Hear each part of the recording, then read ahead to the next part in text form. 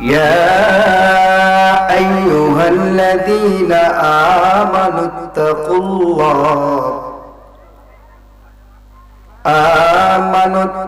الله حق تقاته ولا تموتن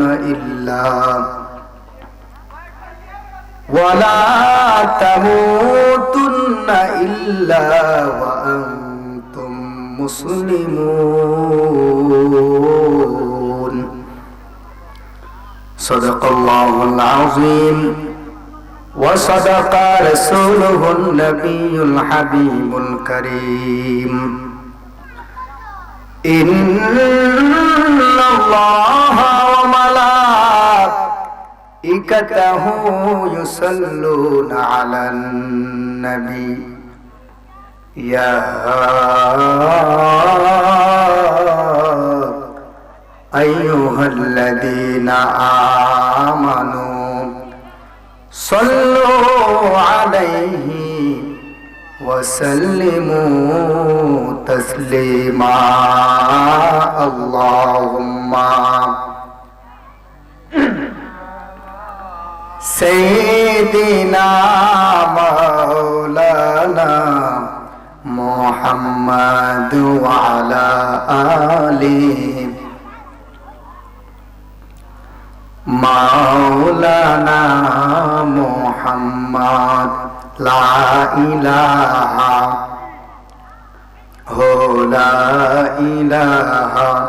إلا الله لا إله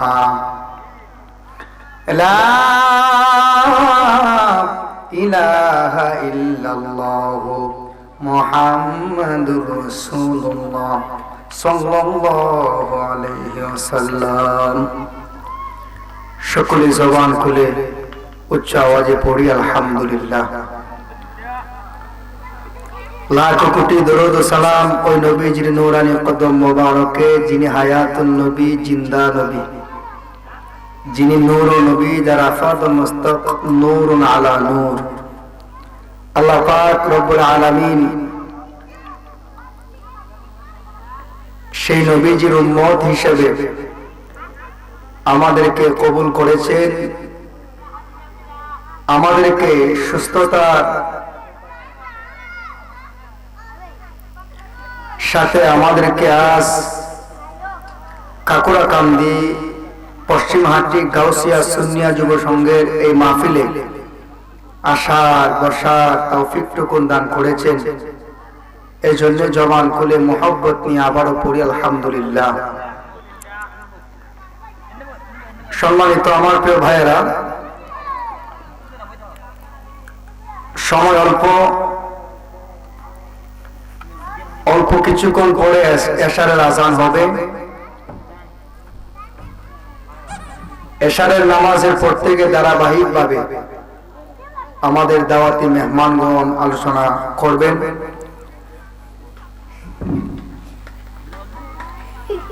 যারা রাস্তাঘাটে, দোকানপাটে, বাড়িতে বসে আছেন, মেহেরবানি করে রাসূলুল্লাহ সাল্লাল্লাহু আলাইহি ওয়াসাল্লাম মায়ার নবীজির এই বাগানে আল্লাহ পাক রব্বুল আলামিন যেন শুরু থেকে শেষ পর্যন্ত আমাদেরকে আলোচনা শোনা এবং মহব্বত নিয়ে বসার তৌফিক দান করেন। আমরা একটু আওয়াজ করে বলি আল্লাহুম্মা আমিন। পোস্টারের ভিতরে অনেকেরই নাম আছে, বলতে গেলে অনেক সময়ের প্রয়োজন। সবার প্রতি সম্মান শ্রদ্ধা রেখে আমার কাকুরাকান্দি গ্রামের সকল মুরব্বিয়ানদের প্রতি ভালোবাসা সম্মান রেখে আমি আমার আলোচনায় প্রবেশ করছি। আমি পবিত্র কোরআন থেকে একখানা আয়াত তেলাওয়াত করেছি, ঠিক কিনা? আল্লাহ পাক রব্বুল আলামিন পবিত্র কোরআন কারিমে বলছেন, ইয়া আইয়ুহাল্লাযীনা আমানু, হে ঈমানদারগণ। সুবহানাল্লাহ। আয়াতের পূর্বে আমি আপনাদের কাছ থেকে সহজ করে একটা প্রশ্নের জবাব চাই, আপনারা বলবেন। আসমান জমিন পাহাড় পর্বত নদী নালা গাছ বৃক্ষ, এক কথায় সমস্ত কিছুর মালিক কে? সহজ না? সবকিছুর মালিক কে? আমাদের এই বিশ্বাস, এই ধারণা আমাদের অন্তরে, আমাদের কলিজার ভিতরে আছে না নাই? তাহলে আপনি মুসলমান। মারহাবা বলতেন। আল্লাহ পাক রব্বুল আলামিন বলেন, আমি সব কিছুর মালিক। হিন্দু যারা তাদেরও মালিক, যারা খ্রিস্টান আমি তাকেও সৃষ্টি করেছি, আমি তার মালিক। যারা বৌদ্ধ ইহুদি নাসারা কাফের মুশরিক জাত বেজাত ভালো মন্দ এক কথায় সব কিছুকে আমি লালন পালন করছি, এই জন্যই আমি রব রহমান। কন্যা সুবহানাল্লাহ। আল্লাহ পাক রব্বুল আলামিন সমস্ত কিছু সৃষ্টি করার পরেও অসংখ্য মানুষ আমরা যারা নিজেকে প্রকৃত পক্ষে আল্লাহওয়ালা বুজুর্গ ইমানদার মুত্তাকিন সালেহিন মনে করি, আসলে কি আমরা প্রকৃত পক্ষে সালেহিন বান্দা হতে পারলাম কিনা, এটা যদিও আমরা বুঝি না, তবে আল্লাহ পাকের কাঠগড়ায় যখন আমাকে জবাবদিহিতা করতে হবে, তখন ঠিকই আমরা স্পষ্ট বুঝতে পারবো যে আসলে আমরা কি করছি, ঠিক কিনা। একটু নিচে যাও। আল্লাহ পাক রব্বুল আলামিন কোরআনে বলছেন, ইয়া আইয়ুহাল্লাযীনা আমানু, হে ঈমানদারগণ। আল্লাহ কেন আমাদেরকে ঈমানদার বলে ডাক দিলে? সুবহানাল্লাহ বলতেন না? একটু প্রশ্ন যদি করি, আল্লাহ ও আল্লাহ, আপনি কেন এত মায়া করে ঈমানদারকে ডাক দিলেন? আপনি তো বললেন আসমান জমিন পাহাড় পর্বত দুনিয়ার সব কিছুই আপনি সৃষ্টি করেছেন, তাহলে এই আয়াত দিয়ে শুধু ঈমানদারকে ডাক দিলেন কেন? আল্লাহ পাক বলেন, আমি ঈমানদারকে বড় মায়া করি। সুবহানাল্লাহ। কেমন মায়া করেন আমি শুধু এতটুকু আপনাদেরকে বোঝানোর চেষ্টা করছি, কেমন মায়া করেন। আল্লাহ পাক রব্বুল আলামিন কোরআনে বলেন, ইয়া আইয়ুহাল্লাযীনা আমানু, হে ঈমানদারগণ, হে মুমিনগণ। সাধারণত আমাদের আত্মীয়তার ভিতরে, রক্তের ভিতরে বা সন্তানদের ভিতরে যদি কেউ অশৃঙ্খল অন্যায় অপরাধের রাস্তায় চলে যায়, আমাদের চোখে পড়লে যতটুক আমরা চেষ্টা করি তাকে ফিরিয়ে আনা, ঠিক কিনা, তাকে বোঝানো যেন এইরকম অবস্থায় এইরকম অশৃঙ্খল ভাবে না চলে। যদি এই রাস্তায় চলতে থাকে, চলতে চলতে একদিন হঠাৎ করে আটকা পড়ে যাবে, বিপদে পড়ে যাবে, যেন বিপদের সম্মুখীন না হয়। আমরা আমাদের রক্তের টানে সন্তান হিসেবে আমরা চেষ্টা করি তাকে ভালো করার, ঠিক কিনা। কেন? কারণ তাকে আমরা ভালোবাসি, মায়া করি। কারণ আমি চাই না আমার সন্তান এমন একটা কাজ করুক যে কাজে তাকে বড় ধরনের বিপদের সম্মুখীন হতে হবে, ঠিক কিনা। আমার ভাই এমন কোন কাজ করতে পারে না যে কাজ করলে বড় ধরনের আমাকে জবাবদিহিতা করতে হবে। অন্তত আমি চেষ্টা করি যেন ভালোভাবে এবং সুন্দরভাবে চলতে পারে, ঠিক কিনা বলে। আমার ভাইয়েরা একটু মনোযোগ দিয়ে শুনবেন। আমার আল্লাহ পবিত্র কোরআন কারিমে সুন্দর করে বয়ান করেছেন। আমার আল্লাহ বললেন, ইয়া আইয়ুহাল্লাযীনা আমানু, হে ঈমানদারগণ, হে মুমিনগণ। আল্লাহ কেন আমাদেরকে ঈমানদার বলে ডাক দিলেন? কেন ডাক দিলেন? আমার আল্লাহ বললেন, যারা ঈমান আনয়ন করেছো, যারা ঈমান গ্রহণ করেছো, আমি তাদেরকে খুব ভালোবাসি। তাদেরকে খুব মহব্বত করি, ভালোবাসি। ও ঈমানদারগণ, সাবধান, ইত্তাকুল্লাহ, আমি আল্লাহকে ভয় করো। সুবহানাল্লাহ। আমার ভাইরা খুব মনোযোগ দিয়ে শুনবেন। আল্লাহ পাক ঈমানদার যারা তাদেরকে মহব্বত করে। আসলে কি আমরা ঈমানদার নাকি বেঈমান, এই বিষয়টাই আমাদেরকে বুঝতে হবে। আমরা কি প্রকৃতপক্ষে ঈমানদার নাকি বেঈমান? আপনারা জবাব দিবেন আমার ভাইয়েরা। আমরা আল্লাহকে বিশ্বাস করি এক বলে, আমার রাসূলকে মহব্বত করি আমার আল্লাহর সবচাইতে প্রিয় বন্ধু বলে। কথা বলেন ঠিক কিনা? সংক্ষিপ্ত আকারে কথা হচ্ছে, আল্লাহ ছাড়া কোনো মাবুদ নাই গো, রাসূল ছাড়া কোনো উপায় নাই, ঠিক কিনা? এই বলে আমরা বিশ্বাস করি। আমরা আখিরাত বিশ্বাস করি, মিজান বিশ্বাস করি, ফুলসিরাত বিশ্বাস করি, কবর বিশ্বাস করি গো। মারা যাওয়ার পরে আমাদেরকে হিসাব দিতে হবে, এই হাসরের ময়দানে আমাদেরকে উঠতে হবে, এইগুলো আমরা বিশ্বাস করি। কথা বলুন ঠিক কিনা? এই জন্য আমার আল্লাহ বলে দিলেন, যারা এই রকম করে তোমরা বিশ্বাস করো, তোমরাই হচ্ছ ঈমানদার, তোমরাই হচ্ছ মুসলমান। জবান খুলে বলবেন না সুবহানাল্লাহ। আমার ভাইয়েরা, তাহলে বোঝা গেল আমরা এই রকম বিশ্বাস করি, ঠিক কিনা? তাহলে আমরা স্পষ্ট হয়ে গেল আমরা ঈমানদার। এই রকম ঈমানদারদেরকে আমার আল্লাহ মায়া করে মহব্বত করে ডাক দিলেন, বান্দারে আমি তোমারে বড় মায়া করে মহব্বত করে, কারণ তোমরা ঈমানদার বলে এই জন্য আমি তোমাদেরকে মহব্বত করি। ইত্তাকুল্লাহ, সাবধান সাবধান, এমন কোন কাজ করবা না, এমন কোন কাজে চলবা না, এমন কোন রাস্তায় তোমরা যাইবা না গো, যে রাস্তায় গেলে জাহান্নামের আগুন তোমাকে ধাও করবে, দাও করে তোমার কাছে আসবে। এমন কোন কাজ করতে যাইবা না যে কাজের কারণে জাহান্নামে তোমাদেরকে ঢুকাইতে হবে। এমন কোন কাজে তোমরা লিপ্ত হইবা না যে কাজের কারণে তোমাদেরকে আমাকে ফেরেশতার মাধ্যমে আঘাত করতে হবে। বান্দারে আমি তোরে বড় মায়া করি, মহব্বত করি গো, তোমারে ভালোবাসি, অত্যন্ত মহব্বত করি। বান্দা আমি চাই না তুমি যেন জাহান্নামের আগুনের শাস্তি পাও, কারণ জাহান্নামের আগুন বড় ভয়ঙ্কর আগুন।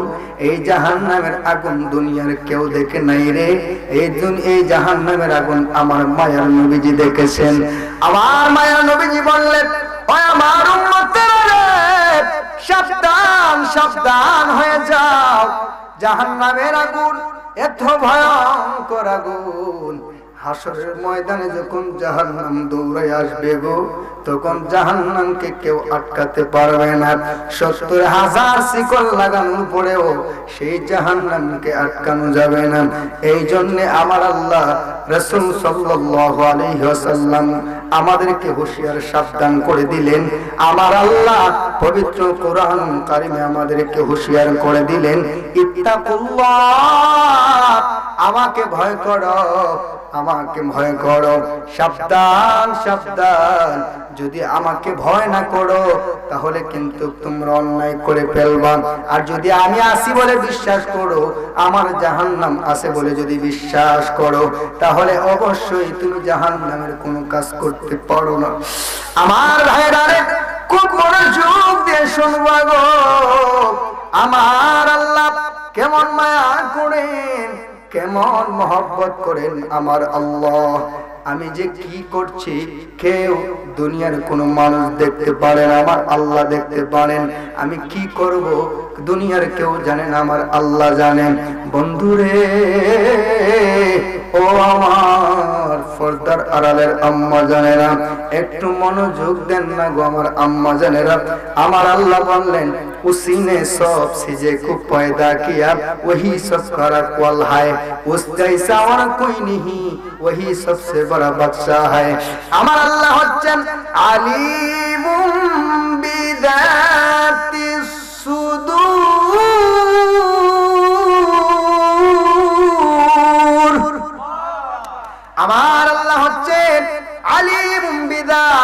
সুদূর। আমার আল্লাহ সব কিছু দেখতে পারেন, শুধু সব কিছু বাহ্যিক ভাবে দেখেন নাই, আমার আল্লাহ বান্দার মনের অবস্থা বুঝতে পারেন।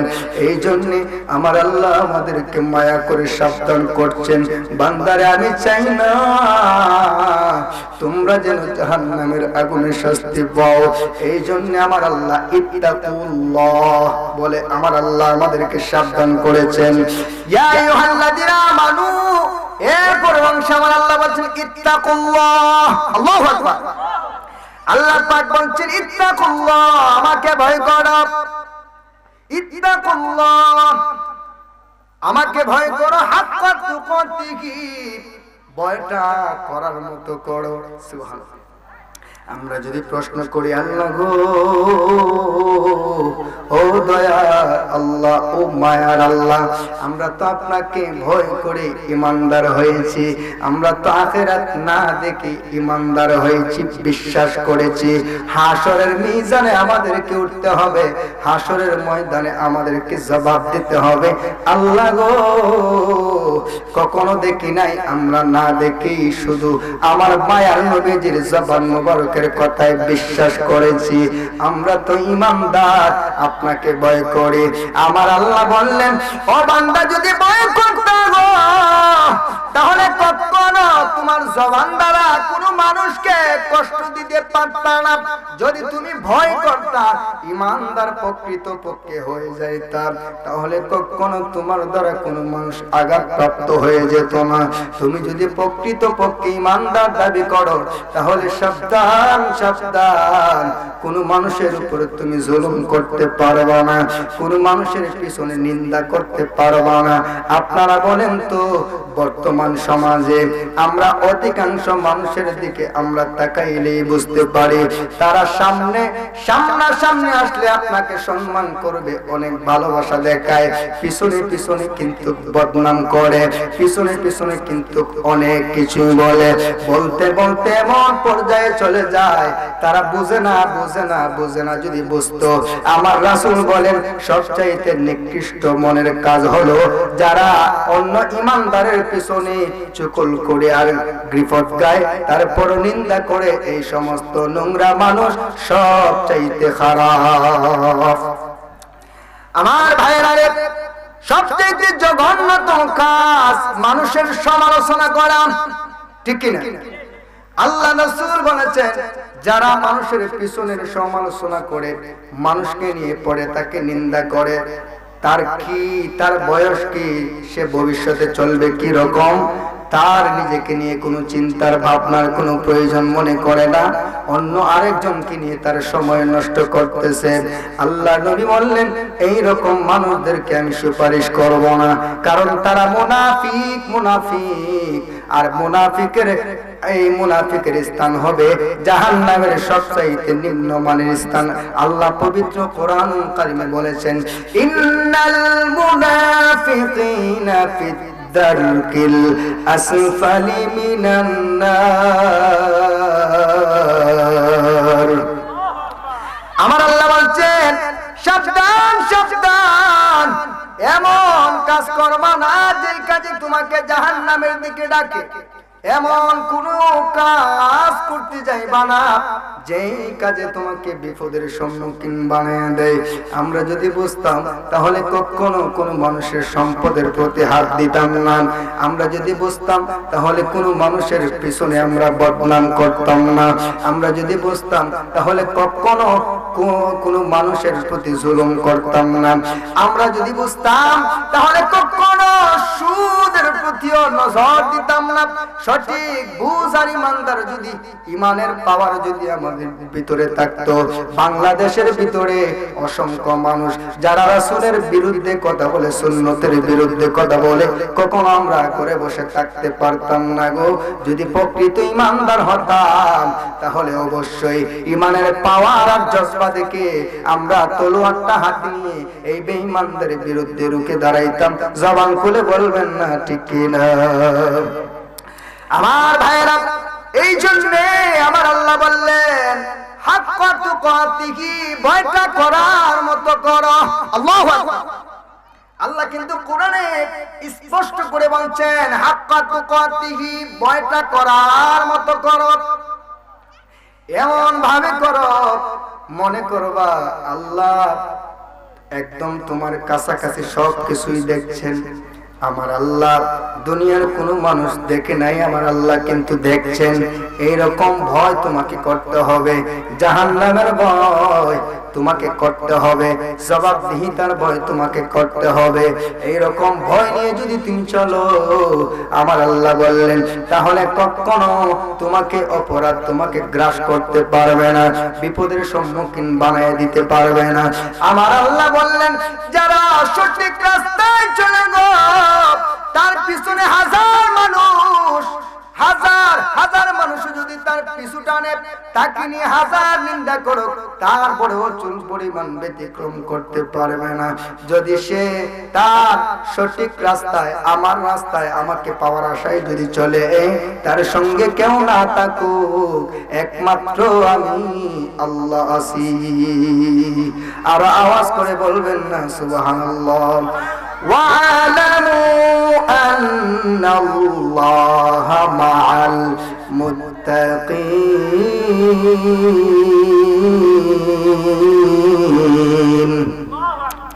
আমার আল্লাহ বলছেন وَاعْلَمُوا أَنَّ اللَّهَ مَعَ الْمُتَّقِينَ, পৃথিবীর কেউ নাই তার সঙ্গে, একমাত্র আমি আল্লাহ রয়েছে। সাবধান সাবধান সাবধান হয়ে যাও, যদি আমার হয়ে যাও, মনে রাখবা আমি আল্লাহ কথা দিলাম, সব সময় আমি আল্লাহ তোমার হয়ে যাব। আমার ভাইয়েরা, কি বুঝাইতে চাইলাম, আল্লাহ যে কোরআন কারীমে বললেন হাক্কা তুকাতিহি, এর পরের অংশে, শেষের অংশে আমার আল্লাহ বলে দিলেন ওয়ালা তামুতুন্না ইল্লা ওয়া আনতুম মুসলিমুন, মুসলমান হয়ে মারা যাও। মুসলমান হয়ে যদি না মারা যাও, তাহলে কবরের জগৎটা ভয়ঙ্কর। এই কবর তোমাকে ছাড় দিবে না, কবরের দুই পাশের মাটি তোমাকে মঞ্জুরে চাপা মারবে গো। তুমি যদি হাউমাউ করে চিৎকার মারো, তারপরেও দুনিয়ার কোনো মানুষ হেল্প করতে পারবে না। দুনিয়ার কোন সন্তান, কোন মানুষ যদি বিপদে পড়ে যায় গো, তাহলে হয়তো আমরা একটু হেল্প করতে পারি, সহযোগিতা করতে পারি গো। আমার আল্লাহ বললেন কবর এমন একটা ভয়ঙ্কর জায়গা, কবরে চলে আসলে তোমাকে কেউ হেল্প করতে পারবে না, কেউ সহযোগিতা করতে পারবে না। বান্দারে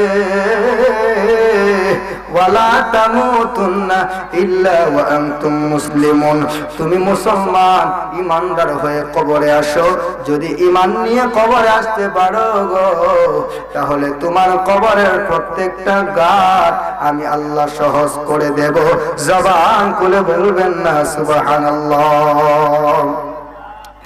আমার ভাইরা, এই জন্য সময়ের পর আমি আপনাদেরকে কি বলবো, মাগরিবের নামাজের পরে সময় গভীর, এই গভীর আলোচনা করা যায় না। এই গভীর আলোচনা করতে গেলে আপনাকে একটু সময় দিতে হয়, আপনাকে একটু গভীর সময় টাইম লাগে। গভীর রাত্র হলে আর একটু ভালো হয়। আমার ভাইয়েরা একটু মনোযোগ দিয়ে শুনবেন। কবরের জীবনটা খুব ভয়ঙ্কর অবস্থা, কবরের জীবনটা খুব ভয়ঙ্কর জীবন।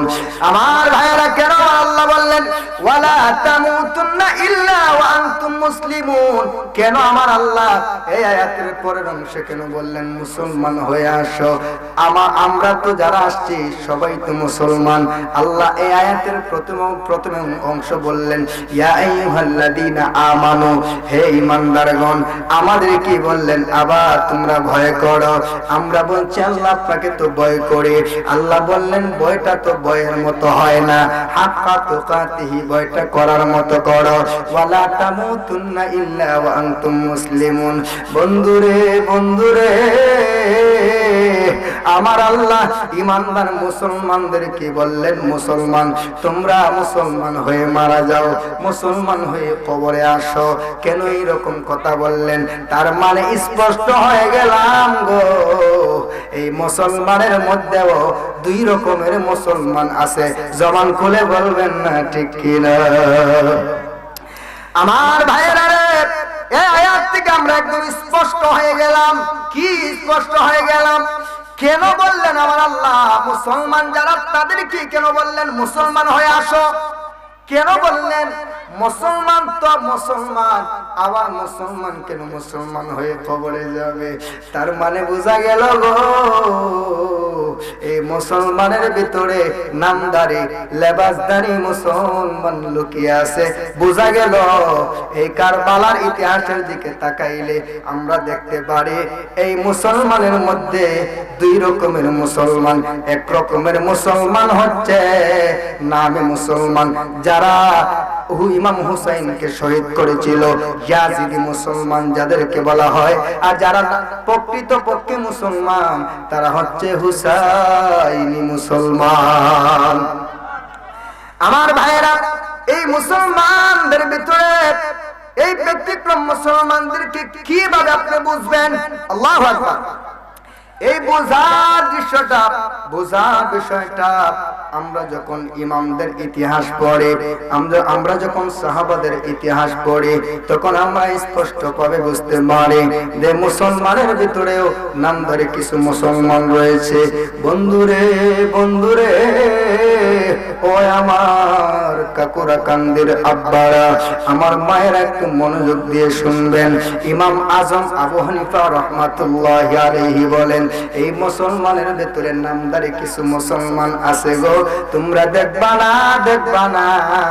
আমি ইমাম আজম আবু হানিফা এই নামদারি মুসলমানদেরকে দেখতে পারি, সেই ক্ষমতা আমার আল্লাহ দিয়েছেন।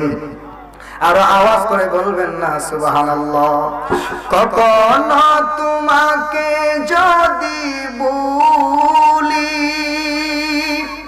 হেদায়েতের আলো জেলে নিয় কাজ তুলি, তাই দিও হে প্রভু, তাই দিও ও হে প্রভু, তুমি দয়াবান, তুমি রহমান, তুমি মেহেরবান। অন্ধ কাহেনা শুধু তোমার গুণগান, বুঝেও বুঝে না কেন শান, তুমি রহমান, তুমি মেহেরবান। একটা জবান বন্ধ রাখবেন না, জবান খুলে বলুন সুবহানাল্লাহ। আমার ভাইরা খুব মনোযোগ দিয়ে শুনবেন। ইমাম আজম আবু হানিফা রাহমাতুল্লাহি আলাইহি বললেন, আমি দুই রকমের মুসলমান, যারা লেবাসদারি মুসলমান, তাদের দিকে তাকাইলে আমি বুঝতে পারি। কি রকম বুঝতে পারেন? ইমাম আজম আবু হানিফা রাহমাতুল্লাহি আলাইহি সাধারণ কোন ইমাম নাই রে বাবা, আমাদের ইমাম আজম আবু হানিফা রাহমাতুল্লাহি আলাইহি উনি এমন একজন ইমাম গো। এক যুবক ওযু করতেছে, ওযু বানাচ্ছে নামাজের জন্য। যুবকটা ওযু করতেছে, পানিগুলো টপ টপ করে পড়তেছে। ইমাম আজম আবু হানিফা রাহমাতুল্লাহি আলাইহি বলেন, তার ওযুর সঙ্গে টপ টপ করে তার গুনাহগুলো ঝরে যাচ্ছে। তার গুনাহগুলো যখন ওযুর পানির সাথে যাচ্ছে, দুনিয়ার কেউ দেখে নাই, আমার আল্লাহ আমাকে মায়া করেন, এই জন্য তার ওযুর সাথে যে গুনাহগুলো ঝরতেছে আমি ইমাম আজম আবু হানিফা স্পষ্ট ভাবে দেখতে পারি। জবান খুলে বলবেন না সুবহানাল্লাহ।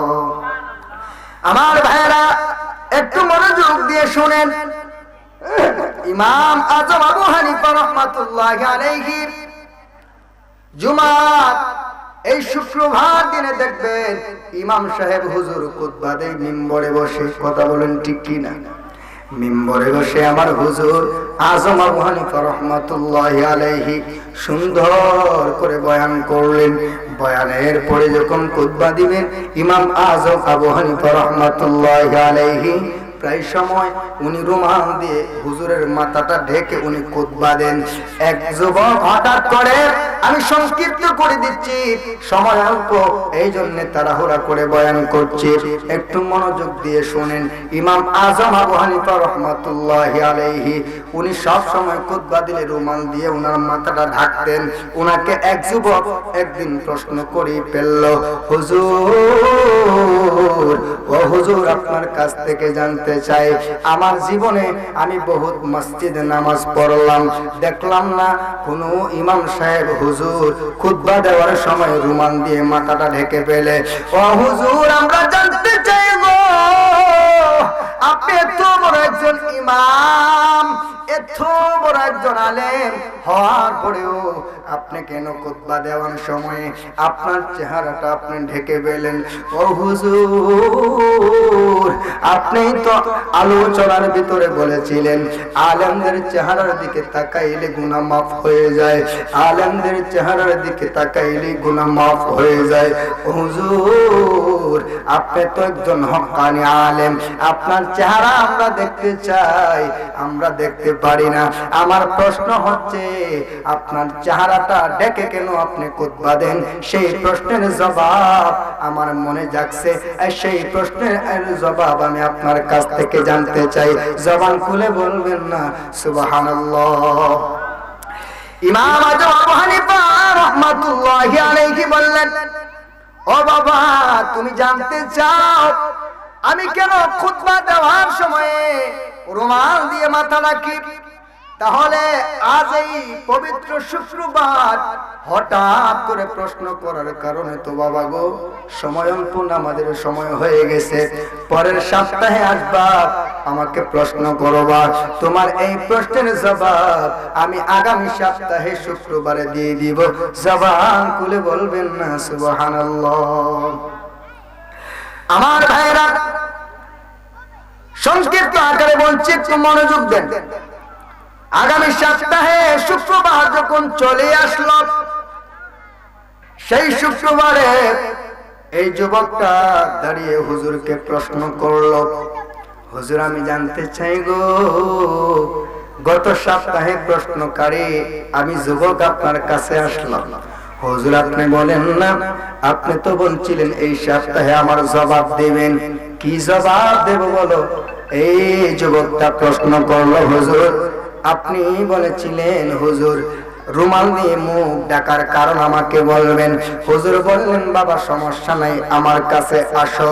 হুজুরের কাছে আসলেন, আসার পরে হুজুর বললেন, ইমাম আজম আবু হানিফা রাহমাতুল্লাহি আলাইহি বললেন, বাবা তুমি সামনের দিকে তাকাও, দেখো তো তোমার সামনে কোনো মানুষ আছে কিনা নাই।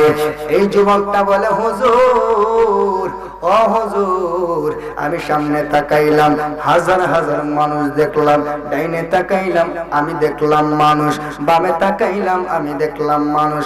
হুজুর আমাকে প্রশ্নের জবাব দেন না গো, আমি তো প্রশ্নের জবাব চাই। আপনি তো বলেছেন হুজুরদের দিকে তাকাইলে গুনাহ মাফ হয়, আপনি কেন খুতবার সময়ে রুমাল দিয়ে মাথা ঢাকেন? আপনার চেহারা কেন আমরা দেখতে পারি না? সেই প্রশ্নের জবাব তো আমি জানতে চাচ্ছি হুজুর। হুজুর বলেন, বাবা রে, ও বাবা, তোমার সেই প্রশ্নের জবাব আমি সবার সামনে তোমাকে দিচ্ছি, একটু ধৈর্য ধরো না। তুমি ডাইনে বামে তাকায় দেখো, তোমার হাজার হাজার, এই হাজার হাজার মানুষ যখন দেখেছো, নেও আমি তোমার মাথায় রুমালটা দিলাম, রুমাল দেওয়ার পরে তুমি তাকায়া দেখবা এই হাজার হাজার মানুষের ভিতরে কয় হাজার মানুষ এই মসজিদের ভিতরে আছে। আমাকে যখন বলবা তখন স্পষ্ট হয়ে যাবে। আমার প্রশ্ন এবং প্রশ্নের জবাব তুমি সহজভাবে পেয়ে যাইবা। যুবকটা প্রশ্ন করে বলল, হুজুর আমি তো এত কিছু বুঝি না। আল্লাহু আকবার। ও হুজুর, আমি তো এত কিছুই আমি বুঝি না, হুজুর আমাকে সহজ করে বুঝান। ইমাম আজম আবু হানিফা রাহমাতুল্লাহি আলাইহি বললেন, বাবা তোমাকে বুঝতে হবে না, আসো। উনার কাছে আনলেন, আনার পরে বললেন, বাবা আমার রুমালটা তোমার মাথায় দাও। হুজুর এই যুবকটার মাথার ভেতরে রুমালটা দিয়ে দিলেন। সুবহানাল্লাহ। হুজুর যখন এই যুবকটার মাথার ভেতরে রুমালটা দিয়ে দিলেন, রুমালটা দেওয়ার সাথে সাথে হুজুর বললেন, বাবা তুমি একটু সামনের দিকে তাকাও। সুবহানাল্লাহ। যুবকটা রুমালটা সরাই দিয়েছে গো। রুমালটা সরাই যখন তাকাইলো, একটা চিৎকার মারলো। চিৎকার মেরে বেহুশ হয়ে সে জমিনের মধ্যে চটপট করতে শুরু করলো। ইমাম আজম আবু হানিফা রাহমাতুল্লাহি আলাইহি বললেন, বাবা তোমার কি হয়েছে, তুমি কেন বেহুশ হয়ে গেলা গো? হুজুর যখন একটু ফু দিলেন, তারে সুস্থ করার চেষ্টা করলেন। একটু সুস্থ হওয়ার পরে হুজুর বললেন, বাবা তুমি কেন বেহুশ হয়ে পড়ে গেলা? যুবক ডাক দিয়ে বলে, হুজুর, ও হুজুর, আমি আপনাকে প্রশ্ন করছিলাম জানার জন্য, কেন আপনি রুমাল দিয়ে মাথা ঢাকেন? আল্লাহু আকবার। আপনি আমাকে কি দেখাইলেন? হুজুর, আমি রুমালটা মাথায় দেওয়ার আগে আমি যখন সামনের দিকে তাকাইলাম, হাজার হাজার মানুষ দেখেছি। ডাইনে তাকাইলাম, আমি হাজার হাজার মানুষ দেখেছি। বামে তাকাইলাম, হাজার হাজার মানুষ দেখেছি। হুজুর রুমালটা মাথায় যখন দিলাম গো, আমি একটু তাকাইলাম। তাকানোর সাথে সাথে দেখলাম এই হাজার হাজার মানুষের ভিড়ে একটাও মানুষ নাই। হাজার হাজার মানুষের ভিতরে অধিকাংশ মানুষ যদিও সুরতে মানুষ, তাদের ভেতর থেকে কুকুরের চাইতে আরো নিকৃষ্ট একটা সুরত নিয়ে উঠছে। হুজুর এই সুরতটা যখন দেখলাম আমি সহ্য করতে পারি নাই গো, আমি বেহুশ হয়ে জমিনে পড়ে গেলাম।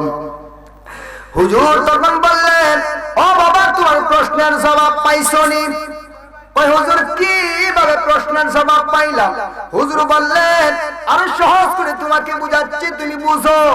আমি রুমাল দিয়ে মাথা ঢাকার কারণ হচ্ছে হাজার হাজার মানুষ দেখতে কিন্তু মানুষের মতো, তারা কিন্তু সবাই নামাজি, নামাজ পড়ার জন্য আসছে।